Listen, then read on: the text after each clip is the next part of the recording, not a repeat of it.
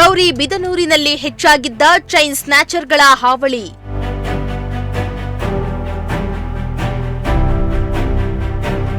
ಇಬ್ಬರು ಅಂತಾರಾಜ್ಯ ಕಳ್ಳರ ಹೆಡೆಮುರಿ ಕಟ್ಟಿದ್ದ ಪೊಲೀಸರು.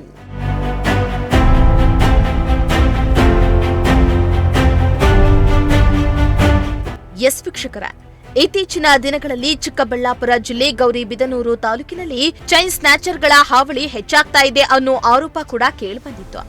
ಈ ವಿಚಾರವಾಗಿ ಪ್ರಕರಣಗಳು ಕೂಡ ದಾಖಲಾಗಿದ್ದು, ಜನವರಿ 27ರಂದು ಮಾದನಹಳ್ಳಿಯಲ್ಲಿ ಮಹಿಳೆಯ ಬಳಿ ಚಿನ್ನದ ಮಾಂಗಲ್ಯ ಸರ ಕಸಿದು ಕಳ್ಳರು ಪರಾರಿಯಾಗಿದ್ರು. ಈ ಕುರಿತಾಗಿ ಪೊಲೀಸ್ ಠಾಣೆಯಲ್ಲಿ ಪ್ರಕರಣ ದಾಖಲಾಗಿತ್ತು. ಇದೀಗ ಇಬ್ಬರು ಕಳ್ಳರ ಹೆಡೆಮುರಿ ಕಟ್ಟುವಲ್ಲಿ ಪೊಲೀಸರು ಯಶಸ್ವಿಯಾಗಿದ್ದಾರೆ.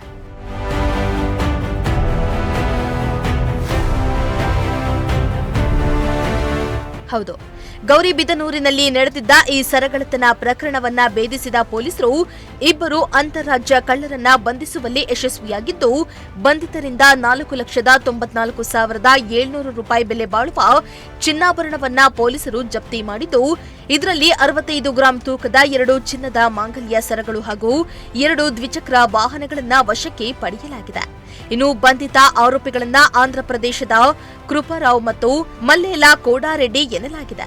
ಸದ್ಯಕ್ಕೆ ಇಬ್ಬರು ಬಂಧಿತ ಆರೋಪಿಗಳನ್ನ ಪೊಲೀಸರು ಜೈಲಿಗಟ್ಟಿದ್ದಾರೆ.